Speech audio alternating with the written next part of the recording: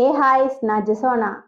உலக அளவில் தங்கத்தின் விலை உயர்ந்து வரும் நிலையில் சீனா மக்கள் நிறைய தங்கத்தை வாங்கி குவிச்சு வைப்பதாக தகவல் வெளியாயிருக்கிறது.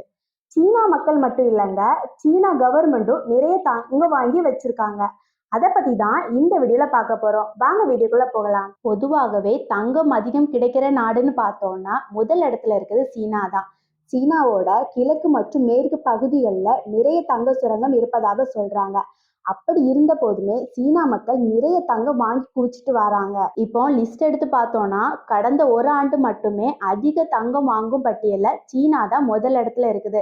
இப்படி சீனா அதிக தங்கத்தை வாங்கி குவிச்சு வச்சாங்கன்னா தங்கத்தோட விலை அதிகரித்து தான் வரும். சீனா மக்கள் மட்டும் இல்லைங்க, சீனாவோட மத்திய வங்கியும் நிறைய தங்கத்தை வாங்கி குவிச்சு வச்சிட்டு இருக்காங்க. கடந்த 2023 கணக்கின்படி சீனா மத்திய வங்கி மட்டுமே 225 டன் தங்கத்தை வாங்கியிருக்கிறாங்க. போன மாதம் சீனாவின் கையிருப்பு 5 டன்னாக உயர்ந்து இப்போ மொத்த கையிருப்பு 2262 அதிகரிச்சுன்னு சொல்றாங்க. இப்போ சீனா தங்கம் வாங்கியிருக்கு, அவங்களுக்கு தேவைக்கான அவங்க தங்கத்தை தான் வாங்கியிருக்காங்க அப்படின்னு நினைச்சுக்கோங்களேன். இப்போ எக்ஸாம்பிளுக்கு சொல்லணும்னா ஒரு நாட்டை வல்லரசு நாடுன்னு ஏன் சொல்றாங்க?